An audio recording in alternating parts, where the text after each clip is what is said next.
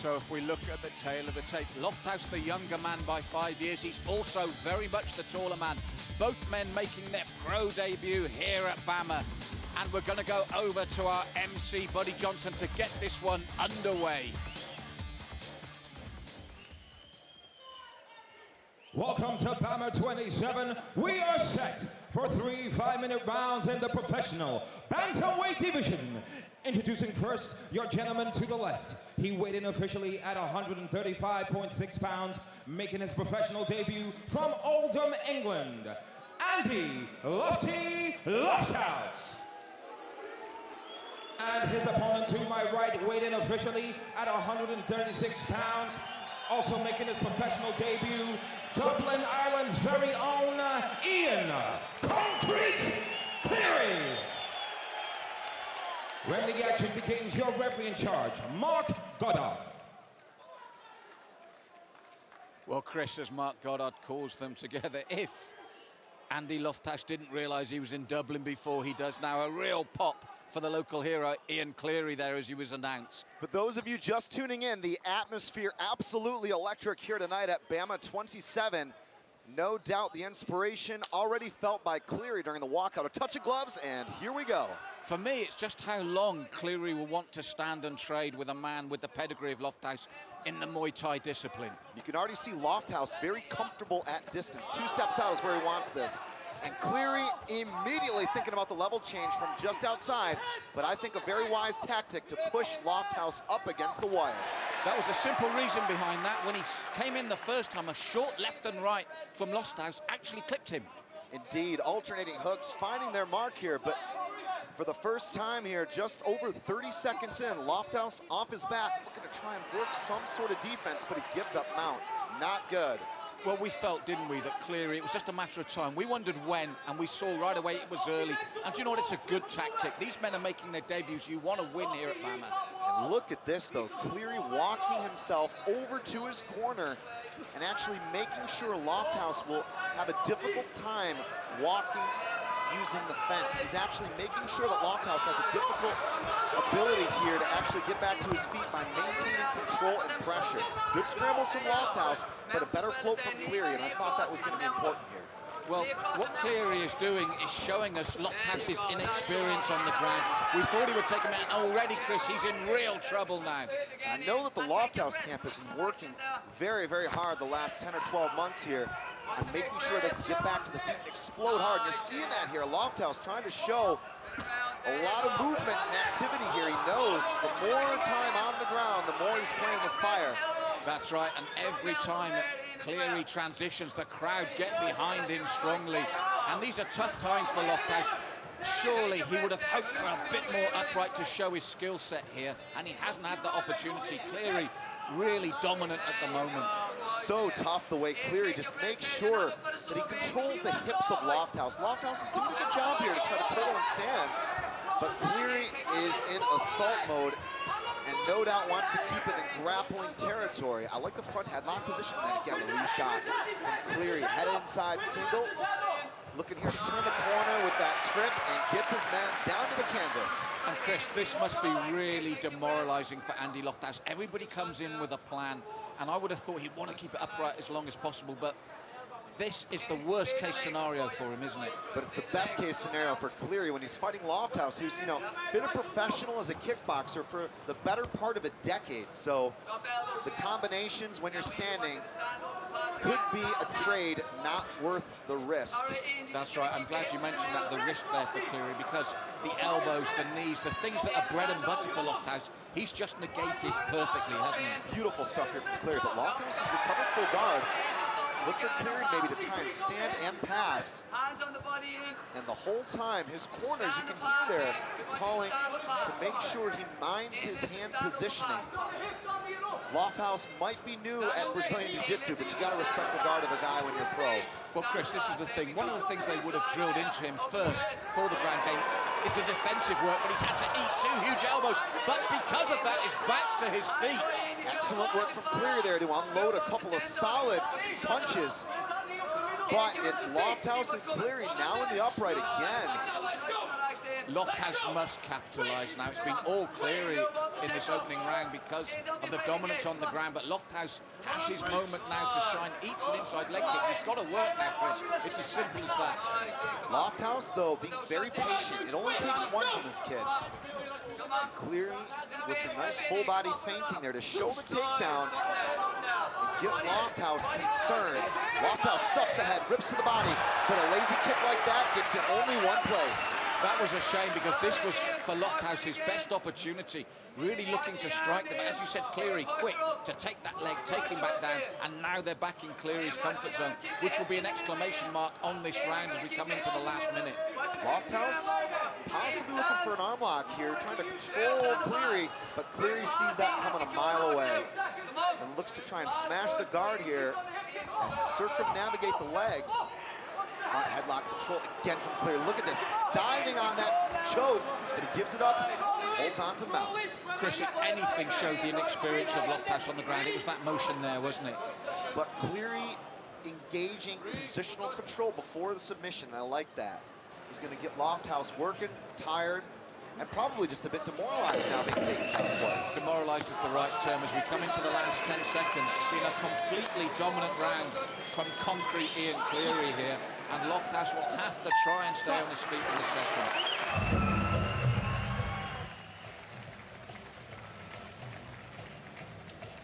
So, Chris, we felt that Ian Cleary would come out with a game plan, and so it proved, didn't it? And one of the key elements of that was the takedown and the pass. Every single time he took Lofthouse down, he was able to control him and also gain dominant positions. Credit to Lofthouse for getting the guard back, but here's how it went down. Cleary eating a couple of shots there, and then a solid level change, gets a hold of Lofthouse, and here we see that outside trip he hit to take his man down to the mat. Now, if he was thinking about it before, Lofthouse made up his mind with those two short shots, didn't he? And you can see here the handiwork of Lofthouse trying to get the kicking game going, but a single kick like that is a compromise when you get your guy like Cleary, who is only concentrated on one thing, and that is the takedown. How it goes, we're going to find out in a moment. Round two coming up here at BAMMA 27.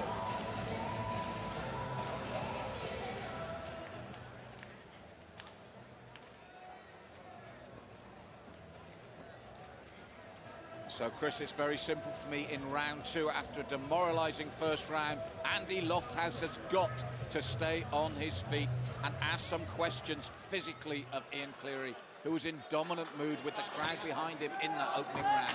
He also must maintain technical aggression. Lofthouse has all of the tools as an elite striker, but the most important element of the winning mix tonight has to be setting things up. Single kicks like he got taken down off of earlier are not the answer. If he is going to do those single kicks, again, he set himself up for Cleary. He gave himself to Cleary there. Nice couple of punches there, but they came up short. He needs to punch longer. Cleary able to get inside and get exactly where he wants to be. And again, look at this takedown and pass. And BJJ 101. You worry for Lofthouse now with 4 minutes and 30 seconds almost still on the clock. It's a long, long round when you're in that position. And Cleary doing a great job there of distributing his weight, stepping over here, possibly for crucifix position.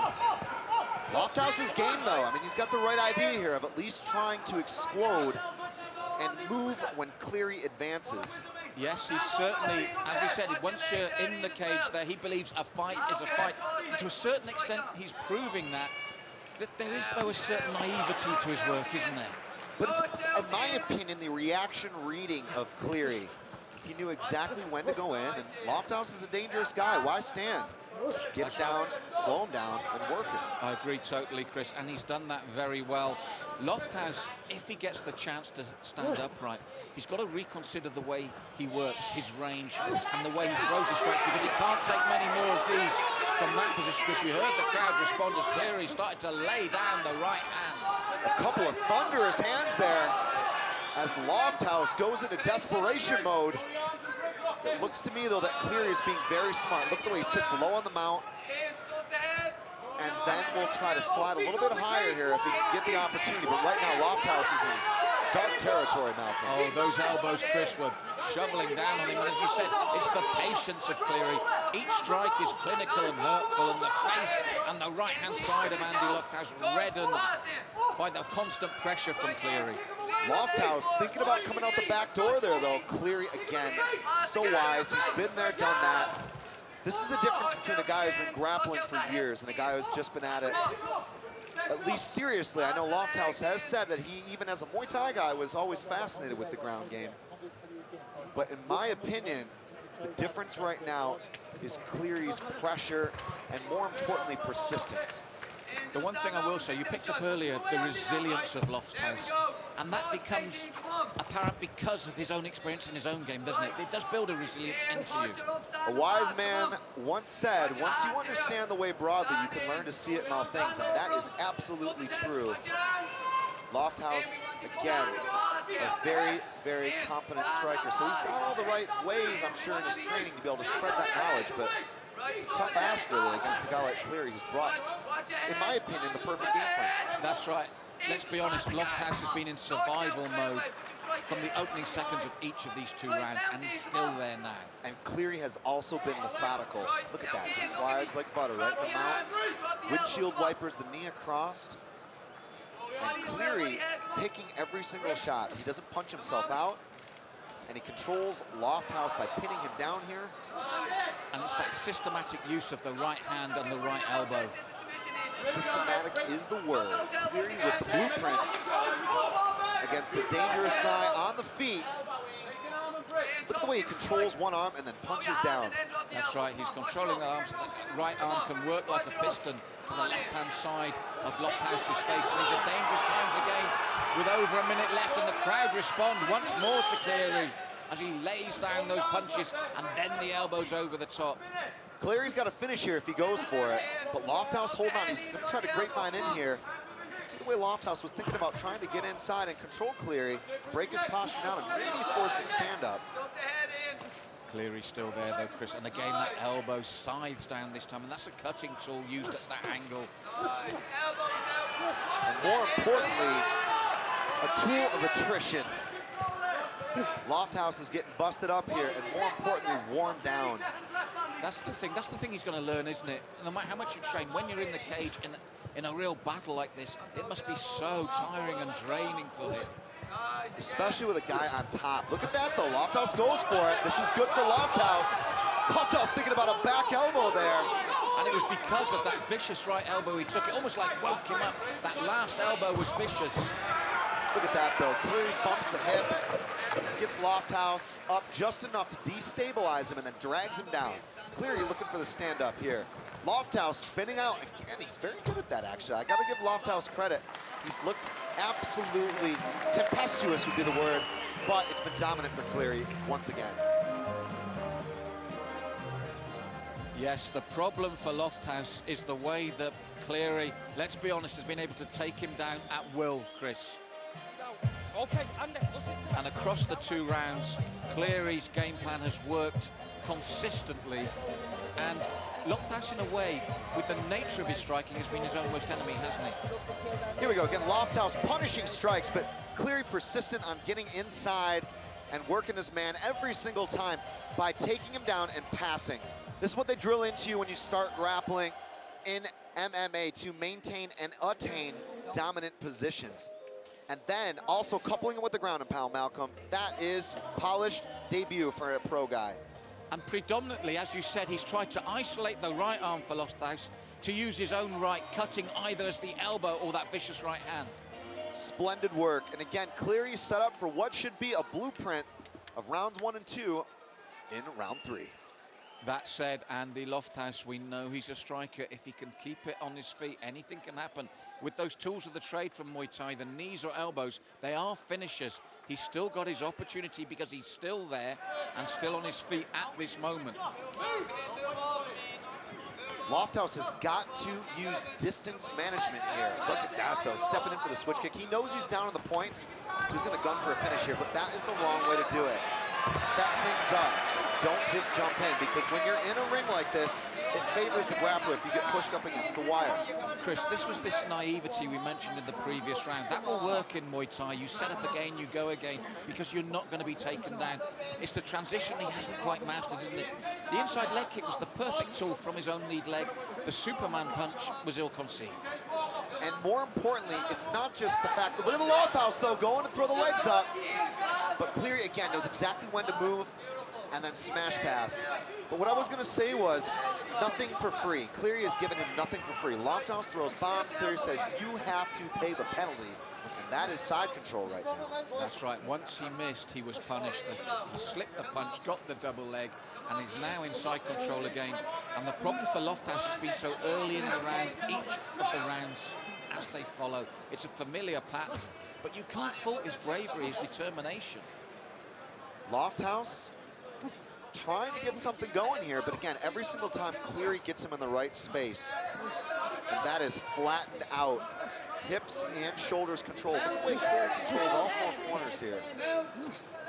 And what I like about it, Chris, minimum risk to himself. Absolutely, that's intelligent fighting. The best fighters always fight smart, and that is exactly what Cleary has done here. It's not pretty, it's not the most exciting, explosive performance, but it has been strategic and tactile. It's professional and clinical, isn't it? He knows what he's doing. And I said, this is a professional debut, and he's showing a professional set of standards here as well. He's listened to his corner throughout every single exchange. That's what I love as well. The whole time, most of the fight has taken place here, right in front of his two guys here in the side of the ring here. So I think that's been a key element. And more importantly, they've hardly had to say anything to him, have they? Downward elbow again from Cleary. Lofthouse, though, I mean, that guy has been in there trading strikes for a long, long time. A lot longer, actually, than Cleary's been training martial arts. So don't expect, look at that. Lofthouse taps him and says, you're not going to get me out of here. They're talking to each other, Malk. And let's be honest, I mean, he'll learn so much from this as well. You can train it, you can drill it, but until you make your debut in this art and realize the range changes and everything else that comes in, it's a hard lesson learned, but it is going to be learned, isn't it? Lofthouse is trying to buck up here. He's got to get his heels close to his thighs to get that bridge. But every single time he thinks about trying to explode, Cleary comes in, puts his weight down, stays heavy. He knows exactly when to strike. And even if he doesn't get the stoppage from ground and pound, he knows where his man is. It's safe, it's in his comfort zone, he's in control. And it'll be 3 very straightforward rounds for him, even if he doesn't put Lofthouse away. Absolutely.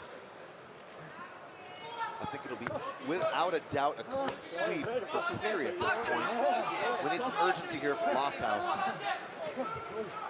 And we think when he comes to his second fight, Lofthouse, because he said MMA is his future now, we'll see him readjust, I think, very many things from this bout. So he will take a lot away from this as well.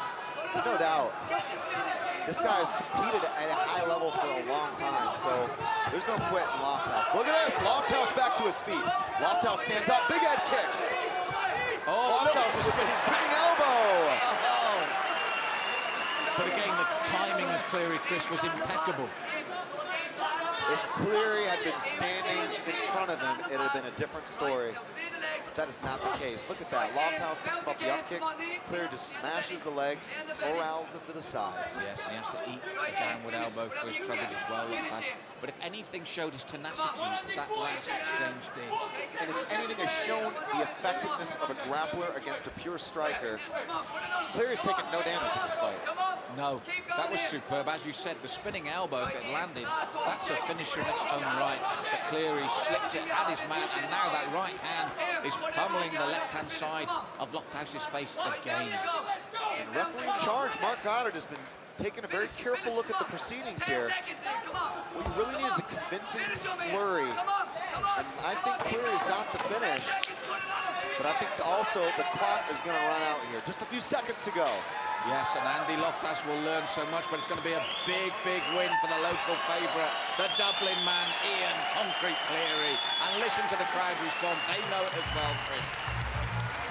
Cleary jumps to the top of the cage, acknowledges the fans here at the 3 Arena. And superb stuff from Cleary. Dominant all the way, Chris. Ladies and gentlemen, after 3 rounds, we go to our judges' scorecards. And your winner, by unanimous decision, Ian Concrete Cleary. So, Chris, as we expected, a dominant performance from Cleary. He took the striker down, gave him no room to breathe, and ground out a very impressive victory. Cleary, with a lofty conquering of Andrew Lofthouse, certainly made his mark in the division here. Goes 1-0 in his pro debut. It was an ambitious performance from Lofthouse, but Cleary, far too much.